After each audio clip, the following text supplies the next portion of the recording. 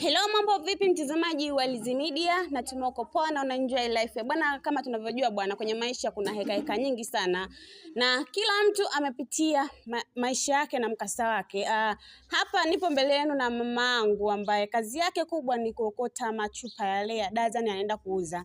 Na hii kazi kwa ufupi amenieleza kwamba hii kazi ndio inamlisha, imemsomeshia watoto wake na wengi bwana, tumekuwa tukizalao hii kazi na kuichukulia ni kazi ambayo haina hela, lakini hapa mama anaenda kutueleza kwamba ni kazi ambayo inamlisha na imemsomeshia watoto. Lakini pia kukumbusha mtazamaji wa Lizzy Media, kabla sijaendelea, kama bado hujapata nafasi ya kusubscribe kwa channel yetu ya Lizzy Media, bado hujachelewa, fanya kusubscribe ili uwe mtu wa kwanza kujipatia kila video ambayo tunaiposti hapa ndani ya Lizzy Media. Mama, shikamoo. Marhaba mwanangu, jambo? Si jambo. Kwa ajili ya mtazamaji wa Lizzy Media, tunaweza kupata historia yako kwa ufupi? Historia yangu kwa kweli nafikiri nimesomesha kwa tabu sana watoto hawa wawili. Okay. Bado nimepitia hata kukata mkaa Tanga kwa ajili ya kusomesha watoto wawili, walikuwa darasa moja. Okay. Isipokuwa walipangwa shule tofauti, mmoja anasomea Mtibwa Morogoro, amemaliza kidato cha 4 juzi. Mmoja alikuwa Tanga Lunguza, kahamia sekondari ya Malunga, kamaliza kidato cha 4 juzi. Okay, mama, kabla hatujafika hapo, tunatamani kujua unaitwa nani, ni mkazi wa wapi? Hii kazi ya kuokota chupa hizi umefanya ndani ya muda gani? Kazi ya kuokota chupa nimefanya ndani ya mwaka mmoja, tangia nilivyokuja mwaka jana. Nilikuja na hali mbaya sana, vidonda vya tumbo na pressure ilinishika. Okay, umeolewa? Sijaolewa, niliolewa lakini kaachika kwa ajili watoto hawa walikataliwa. Na huyu bwana akasema kwamba wapeleke kwa baba yao. Bwana, nilifunga ndoa na bwana mmoja kutoka Digwaza, ni tani boy wa treni ya kwenda Zambia, alikuwa ni mtu mkubwa kidogo. Okay. Kwa hiyo alikuwa anapokea mshahara wake tu mzuri, watoto wangu akawa ananyanyasa sana mpaka kanipeleka mahakamani, akaamua kunipa talaka. Na mume ambaye ulizaa naye hao watoto ni wangapi kwanza? Wako wawili. Mume ambaye ulizaa nao ulikuwa umeolewa naye au mlizaa tu kama kuzaa? Hapana, sikuolewa naye, nilizaa naye tu, nilikuwa na mpango wa kuoa naye, lakini mambo mengine ni mazito kuyasimulia. Okay. Hayo ngoja niache kwanza. Okay, sasa baada ya kukutana na huyu mkaoana, mlikaa ndani ya muda gani ndo akaanza kuwanyanyasa watoto? Na kabla hamjaoana alikuwa anajua kwamba una watoto?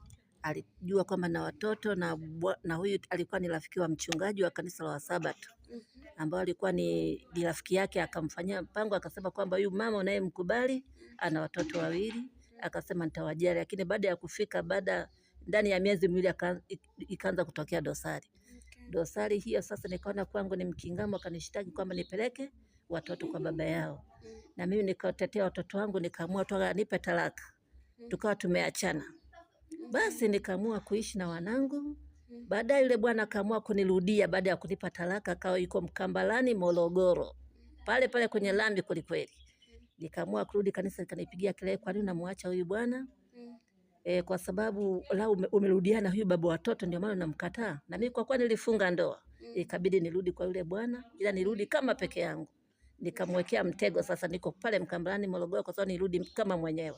Watoto wako sehemu wameshikiliwa, mwingine na ndugu wakiendelea na shule. Basi siku moja nikamwambia kwamba likizo hili mwezi wa 12 nitaamua mtoto wangu mmoja aje kwa ajili ya likizo. Hapa ni pa kukaa mimi na wewe tu, sitaki mtoto wa aina yeyote yule. Kabla hatujafikia huko, tunatamani kujua mahusiano yako na baba wa mtoto na baba wa watoto yalikuwaje? Pengine kuna kitu ambacho ulimfanyia huyu ambaye alikuwa amekuoa akaamua kubadilika na kuwachukia watoto?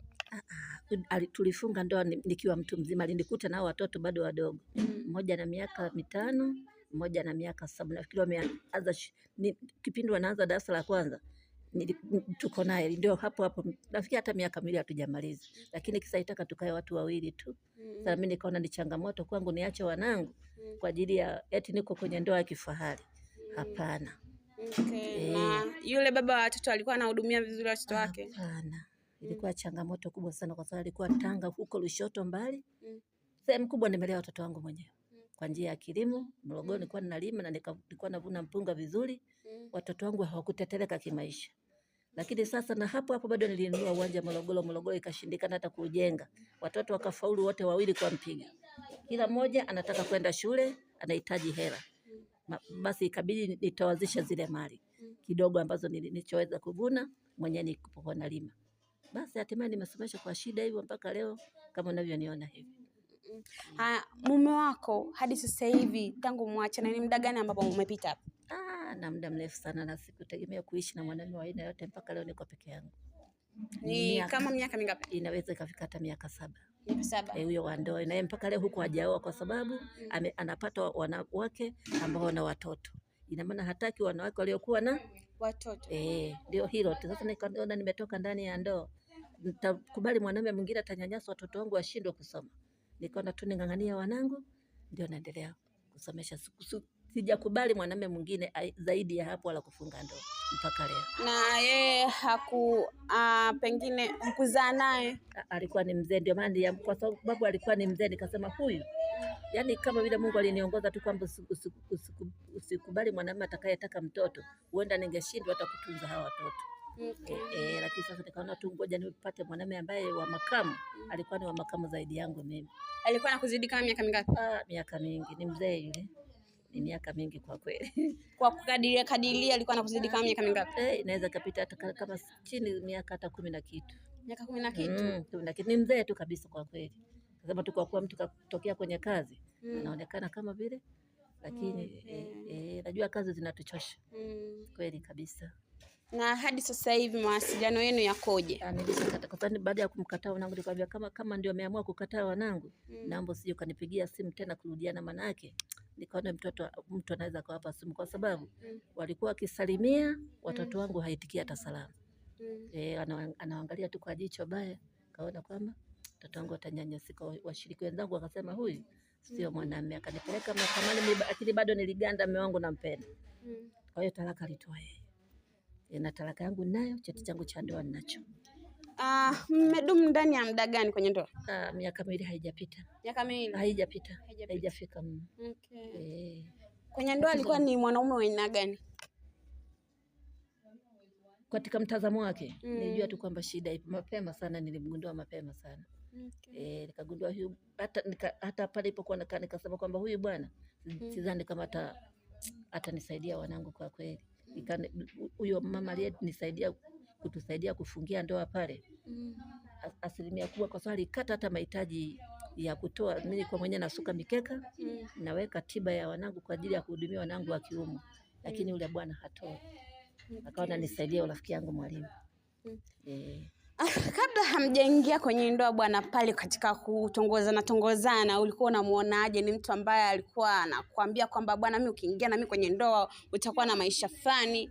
Yeye alidai kwamba Mungu akijalia nitakufungulia duka Morogoro. Na ndio alikuwa na nia, lakini sasa tuwe hawa wawili. Alikuwa amepanga kulifungulia duka Morogoro mjini pale. Kwa nini hukuweza labda kuwaweka watoto kwa ndugu, ukaambia bwana, hebu kaeni hapo, mimi niko huku, nitakuwa napata chochote kitu na wahudumia mkiwa huku?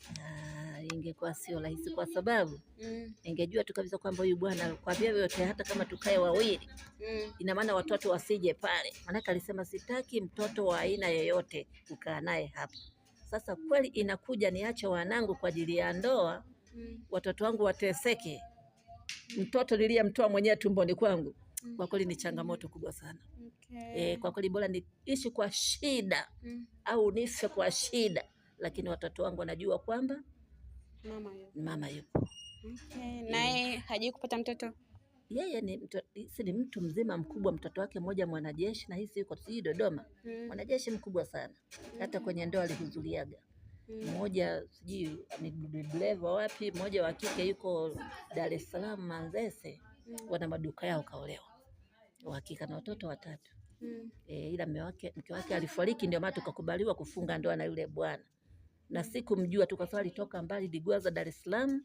Nafikiri ningekuwa nimemgundua tangia mapema, hata uchumba nisingekubali kufunga naye ndoa. Kwa nini? Sasa singejua nitafunga naye ndoa aje wakati mtu mnyanyasaji wa watoto namna hiyo. Kwa sababu alinikuta na shughuli yangu, nasuka mikeka, naweka watoto wakiumwa, wakikoa anasema dawa ni kutoa tu kwa watapona. Kweli inakuja bila kumpa mtoto tiba, haiji. Kwa kweli bwana niteseka kwa shida zangu, lakini sio kung'ang'ana kwenye ndoa eti kwa sababu eti nile matunda mimi watoto wangu wanateseka. Nafikiri watoto wasingemaliza kidato cha 4. Ningesema ning'ang'ane nia kwenye ile ndoa. Na huyo bwana hata nikisikia leo anaendesha Noah, sishangai. Ni mtu mwenye hela. Umenisikia? Ni mtu mwenye mwenye pesa ndio hivyo. Anajishughulisha na nini kwa sasa hivi? Alikuwa ni tani boy wa treni ya kwenda Zambia. Kwa hiyo alikuwa anakula stafu yake. Kila mwisho wa mwezi anaenda kupokea stafu. Je, hiyo hela aliyolipwa hapo katikati uweze kununua gari? Kwa sababu alikuwa anasimulia sana kununua gari. Hata sasa hivi nikisikia anaendesha gari sishangae. Ndio hivyo. Na watoto wake hawaji kutafuta, bana mama mdogo uko wapi? Tunataka tukusaidie, tukushike mkono. Wao ni lao moja kwa sababu najua kwanza sijamzalia mtoto. Alafu watoto naona lazima tu wamemsikia baba yao, wakiangalia mama yao alishakufa. Asilimia kubwa najua mama na baba akishakufa mmoja, kuhudumia hata mama wa kambo pale inakuwaga vigumu sana. Au kumhudumia baba wa kambo pale inakuwaga vigumu sana. Kwa hiyo ndio hivyo. Baada ya kuachika na kutoka kwenye ndoa yako, maisha yalikuwaje? Maisha kwa kweli ilikuwa changamoto. Nikaamua kurudi Tanga kwa huyu mtoto mmoja ambaye alipangiwa Lunguza Tanga, ambaye sasa hivi amemaliza kidato cha 4 Kahama. Nikaamua kurudi kule. Sasa nikafanya nibuni njia gani? Tembo ni wengi, kila nikilima sioni kinachoendelea. Nikaanza kukata mkaa, ndio nikaanza kusomeshia watoto wangu. Naambulia kula kushiba tumbo na kusoma watoto, lakini kuweka hakiba yoyote hakuna. Labda ndio hayo tu. Kwa sasa hivi uko Kahama. Ni kitu gani ambacho kilikutoa Tanga ukaamua kuhamia Kahama? Niliumwa sana, familia ikaamua nirudi Kahama. Niliugua sana vidonda vya tumbo pamoja na pressure. Na ndio ndugu akaamua urudi wapi? Urudi nyumbani huko. Sasa nimefika hapa nikatafakari, mimi nasomesha watoto wawili. Itakuwaje, nitaishi vipi? Nibuni njia gani ili kusudi watoto wangu wamalize shule? Watasoma kwa tabu. Huyu wa Morogoro atalishiwa hela na nani? Ngaji kweli watasaidia, lakini mama ni mama, baba ni baba. Umenielewa? Ikabidi nipambane. Watoto wangu mpaka wamemaliza shule. Na sasa hivi bado wanahangaika sasa wenyewe. Mmoja ndio huyo anajenga, wanasaidia ufundi ujenzi. Mmoja ndio anakata mkaa naye huko ili aje. Na nimekutana naye bwana ukiwa unaokota makopo. Hii kazi ya kuokota makopo ulifanya ndani ya muda gani? Kazi ya kuokota makopo nilianza tangia mwaka jana. Nilivyotoka Tanga, nilivyofika tu Kahama huku na umwa. Nilikuwa na hali mbaya sana. Kwa sasa hivi nafuna okota mwenyewe natisha hata malaba mawili. Nilikuwa na hali nzito sana kwa sababu hata kula chakula nilipangiwa, nilivyopigwa nyota sound Mbezi Dar es Salaam. Vidonda vya tumbo vilikuwa vimeshamili mpaka nakojoa damu. Sasa ndugu wakaamua wafanye nini? Nirudi nyumbani. Baada ya kufika nyumbani Kahama, nikasema watoto hao watasomaje? Basi niokote chupa. Kuokota chupa sasa mpaka leo na mwaka tangia mwaka jana mwezi wa ngapi? Nikuja mwezi wa 5. Kutoka huko Tanga nikuja mwezi wa 5 na mpaka leo. Kwa hiyo na mwaka kwa nini uliamua kuokota chupa na sio kufanya kazi nyingine? Sasa kwangu kwa kweli niliona ni kazi kwangu kidogo itakuwa unafuu. Hasa kama kazi gani uzee huu, sitaweza kubeba sufuria la ubwabwa nikauze center. Vijana wapo. Kwa kweli kwangu ni vigumu. Basi nikaamua labda niokote chupa kwangu ingalau tunisukume watoto wangu wamalize tu shule. Na kwa hiyo nimeokota watoto sasa hivi wamaliza shule. Kabla hujapata wazo la kuokota chupa, pengine ulishiriki kufanya hii kazi kabla ya sasa hivi? Ulishiriki kufanya kazi ya kuokota chupa ukaona zina faida? Kwa kweli tuseme kwamba kwa kuwa sijaweka chochote kwangu naona kama vile ka faida kama kwa sababu kimesomeshia watoto wangu. Imesomeshia watoto wangu na kula. Sijaenda kuomba kwa mtu kwamba nipe kaunga. Kwa kweli saa nyingine mtu nakwama, ukose kukwama. Lakini sasa wewe kila siku utakuwa mguu na njia, upumziki. Jua lako. Saa nyingine manyunyu ukisema uache kwenda mtoto ataenda anadaiwa hela shuleni. Unataka ndani ule. Sasa umri huu kwenda kujifuga kwa ndugu. Kwa kweli kwangu ni changamoto. Ni mtihani mkubwa sana, siwezi. Kwa kilo moja inakuwa inauza shilingi ngapi? Kilo moja ni shilingi sasa kama sasa hivi imeteremka bei 200 mara 250. Na kwa siku unaweza kuokota kilo ngapi? Inategemea, saa nyingine mtu labda amekusaidia amekupa. Na kama lini juzi nimepata 2000 na mia ngapi? Na 800. Kutuanza. Saa nyingine mtu nachoka kuzunguka. Sasa si tuko wengi. Saa nyingine umepata labda 3000, 4000, 5000. Umepata na machakavu mtu kakugawia. Umejitahidi sana labda umepata 7000. Lakini bado haitoshelezi kwa sababu si majukumu mengi. Ndio hivyo.